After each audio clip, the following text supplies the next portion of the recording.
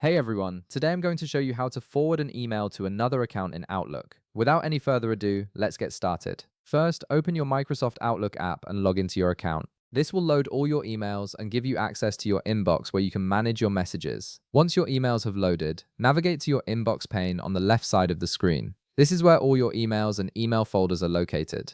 From here, look for the specific email you want to forward to another account. Once you've found it, click on it to select it. This highlights the email and prepares it for the forwarding process. Now, with the email selected, right-click on it. A context menu will appear with several options for managing your email. Look for the option labeled Forward and click on it. This action opens a new email composition window, and you'll notice that the original email you selected is now included in the body of this new message. This means the entire content of that email, including any attachments or previous replies, will be forwarded to your recipient. At this point, you'll need to add your recipient's information. In the To field at the top of the composition window, type in the email address of the person or account you want to forward this email to.